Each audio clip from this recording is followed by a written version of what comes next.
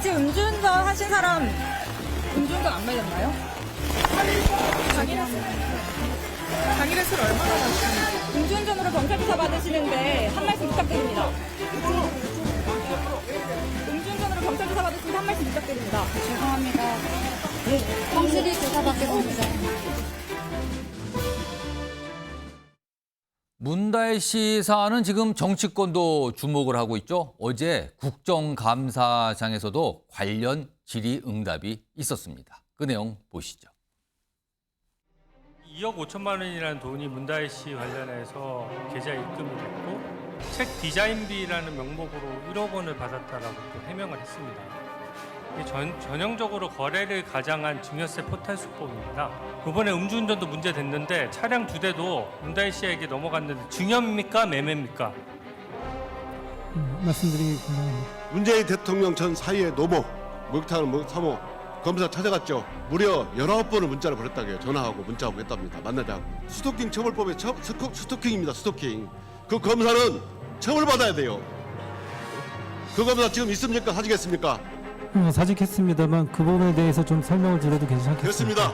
문다혜 씨 관련해서 많은 이런 수사 과정에서 뭐 어거지가 있었다고 하면서 22대 국회 시작하면서 여러 의원들이 뭐 성명서까지 내고 뭐 현장도 찾아가면서 뭐 여러 가지 주장을 하지만 사실 오늘날 우리 대한민국 검찰이 어떤 검찰입니까? 그렇게 엉터리로 근거 없이 또 이런 법률과 규정이 정하는 범위를 벗어나서 절대 이런 무리한 수사 안 하고 있죠. 그렇습니다. 검사님들 그리고 여기에 계신 의원님들 다 이 결혼한 자녀에게 생활비를 줬다가 자녀가 취업해서 그걸 더 이상 안 받으면 사실상 뇌물죄로 할 수 있다. 이런 결론에 이르는 거 아닙니까? 자, 앞서서도 지금 뭐 문다혜 씨 관련된 속보 영상 전해드렸잖아요. 그리고 방금 전에 아까 조사 받으러 들어갈 때 모습 이런 거 오늘 공개가 됐거든요. 자, 문다혜 씨 경찰에 지금 출석을 했고요. 조사를 마치고 나왔어요. 지금 방금입니다. 방금. 근데 별다른 얘기는 안 하죠. 아까 금은방 순서에서 패널로 나오셨던 전직원들께서 뭐 약간 얼굴이 조금 수척해졌다 약간 이런 평가해 주는데 지금 저런 모습이에요. 좀 더 들어볼까요? 내용 좀. 죄송합니다. 다른 교통법규 위반 여부도 조사 받으셨습니까? 죄송합니다. 음주운전은 어떻게 하게 되신 건가요? 왜 하신 건가요? 죄송합니다. 음주운전 이번이 처음이십니까? 피해자와 상담에서 대처했습니까?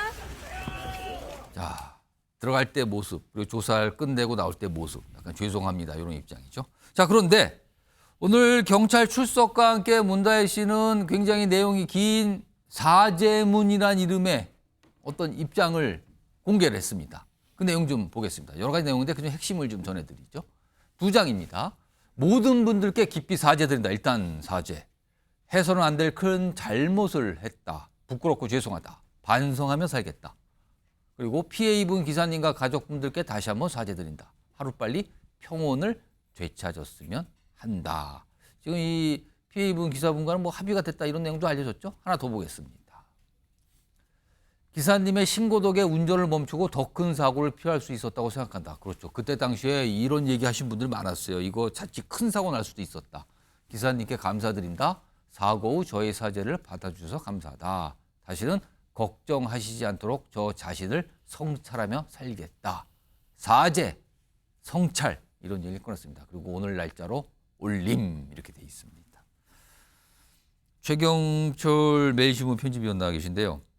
근데 보통 이렇게 좀 논란이 됐던 인물들이 어떤 조사를 받으러 갈 때는 카메라도 있고 기자들이 취재진이 있는데 그 앞에서 뭔가 좀 얘기를 하거나 아니면 본인이 꺼내온 걸 끌어서 읽거나 이러는데 현장 출석할 땐 별다른 얘기 안 하고 대신 사죄문으로 글로 대신을 했어요. 이거는 좀 어떻게 보십니까? 사안이 매우 중대해서 말 실수라도 하나 하면 굉장히 사회적 파장을 또 일으키고 그리고 나아가서는 문재인 대통령에게까지 누를 끼칠 가능성이 있기 때문에 예. 절제된 문장으로 국민들에게 정리된 형태로 사죄하는 것이 맞다고 아마 스스로 판단을 했고 그리고 뭐 다른 분들도 문재인 대통령 모셨던 분들도 그렇게 조언을 했을 것 같습니다. 이번 사안이 특히 문 대통령께서 재임 당시 수석보좌관 회의에서 음주운전은 살인행위다라고 그렇습니다. 하는 그 발언과 오버랩되면서 같이 소개가 되고 있어요, 그렇습니다. 지금요. 그러니까 민주당의 치명적 약점으로 불려왔던 내로남불 그것이 또다시 소환됐고 그래서 사회적 파장을 더 키웠습니다. 그래서 문 대통령까지 굉장히 좀 명예에 먹칠을 가하는 그런 것이 있었기 때문에 문다혜 씨는 이번 사안에 대해서 본인이 매우 엄중하게 생각해서 그렇게 사전에 사죄문을 했던 것 같고 그리고 본인의 개인적 법률적 방어적 차원도 있을 겁니다. 지금 단순한 도로교통법 위반 음주운전이 아니고 만약에 그 피해 기사분에게 예. 상해를 입혔다면 이것은 교통사고 처리 특례법의 의율이 될 수도 있는 것이고 예. 그리고 이게 저분이 운전을 좀 험하게 했던 장면들도 CCTV에 있지 않습니까? 좌회전을 하면 안 되는데 좌회전을 하고 뭐 이런 예. 장면들이 있었기 때문에 그렇게 되면 이게 뭐 굉장히 위험운전 그게 특정범죄 가중처벌법 위반이 될 수 있는 것이죠. 그렇게까지 법률적으로 굉장히 큰 사안이 될 수 있기 때문에 여러 가지 개인 보호적 차원도 있었을 것이다. 다중포석으로 사죄문을 만들었을 것이고 어쨌든 반성하는 마음이 있다고 하니 국민들께서도 뭐 넓은 아량으로 이제는 생각하실 것 같습니다.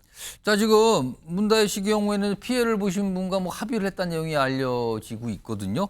자, 그러면은 이런 경우에 합의가 되면은 법적으로 향후에 어떤 처벌이라든가 뭐 과정은 어떻게 되는가? 이걸 뉴스와이드가 변호사 취재를 좀 했습니다. 들어보시죠.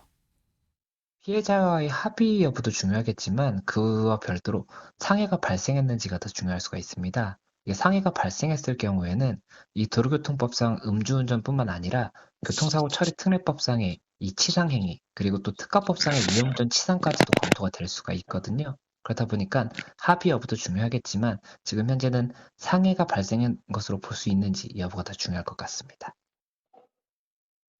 자, 서영주맥 정치사회연구소장 나와 계신데요. 경찰 조사 끝났어요. 이제 많은 분들이 또 궁금해하세요, 또 그걸. 그렇습니다. 자, 문재인 전 대통령 이거 관련해서 입장을 좀 내실까? 왜냐하면 아까 최영철 위원께서 그랬잖아요. 과거에 집권 시절에 음주운전은 뭐 살인 뭐 이런 맥락의 얘기를 대통령 시절에 했단 말이에요. 그런데 네.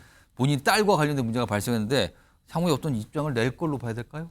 그러니까 뭐 그 문재인 전 대통령이 음주운전 살인행위다. 이거는 뭐 꼭 문재인 전 대통령의 어록이라고 할 수는 없죠. 모든 사람들이 음주운전은 살인행위죠. 예. 오래전부터요. 예. 물론 이제 대통령으로서 어떤 음주운전의 경각심을 불러일으키기 위해서 했던 말이고 이게 뭐 좀 우연의 일치일지 모르지만 딸이 최근에 이제 만취 상태에서 운전을 하다 보니 이게 무슨 내로남불이라고 하는데 내로남불이라기보다는 이게 처벌이 안 되면 내로남불이죠. 뭐 이게 문재인 전 대통령의 딸에 대해서 괜찮다 뭐 이 정도 가지고 왜 자꾸 우리 딸한테 이러냐면 내로남불이지만 윤건영 의원을 통해서도 나왔지만 이거는 단호하게 매우 엄중하게 처벌을 받아야 된다라고 했어요. 예. 그리고 이제 문재인 전 대통령이 이분에 대해서 딸의 입장을 밝히지 않은 것은 딸이 관연한 딸입니다. 뭐 20살, 30살도 아니라 더 많은 나이를 먹고 성인으로서 본인이 책임질 부분이 있고요. 오늘도 보면은 사과문이 아니라 사죄문을 올렸잖아요. 사죄문입니다. 사과가 아니라. 사죄문이기 때문에 이런 부분에 있어서 죄송하다는 한마디가 왜 이렇게 말이 없어 하지만 솔직히 입이 10개라도 무슨 말이 필요 있겠어요. 본인 스스로 다스리지 못하고 음주운전을 했기 때문에 아버지가 말한 듯이 음주운전 살인행위에 준하는 그런 엄중한 책임을 느끼고 본인이 법적 책임을 다 질 것이라고 저는 조사를 받았다고 보고요. 예. 문재인 전 대통령 스타일이라면 이제 따님이 이제 조사를 받았고 사죄문도 밝혔기 때문에 뭐 좀 오래지 않아서 본인의 어떤 속과 마음을 전할 것으로 보이고요. 아마 그런 것으로 알고 있습니다. 자, 지금요. 문다혜 씨. 어떻게 보면은 전직 대통령의 딸이자 어떻게 보면은 글쎄요. 뭐 정치인도 아니고요. 뭐 좀 사인이라고 할 수 있잖아요. 근데 이 건이 정치권에서 굉장히 많이 회자가 되고 특히나 지나갔지만 재보궐선거를 앞두고 이게 야당에는 조금 좋지 않은 이런 이슈가 된 거 아니야. 뭐 이런 얘기가 있었거든요. 그런데요. 다음 좀 보겠습니다. 사실 민주당이 굉장히 공을 들였던 재보궐선거 지역 중에 하나가 부산 금정인데 결과적으로 민주당이 패했죠.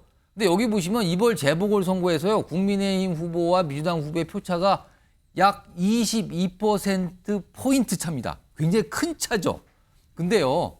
이게 앞선 22대 총선, 지난 총선 때 그때 이 지역, 부산 금정구잖아요. 이 지역의 표차를, 총선 표차는 14%포인트 정도였어요. 그럼 더 벌어진 거거든요.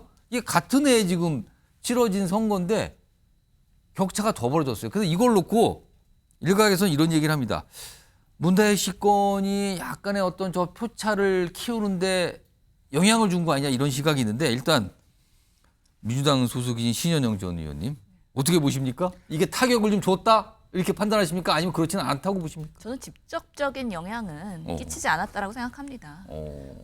사실은 22% 차이는 저희도 사실은 예상하지 못했던 큰 민주당도 차이기 깜짝 놀란 때문에 겁니까? 예, 좀 당혹스러운 그런 격차였던 건 맞는데요.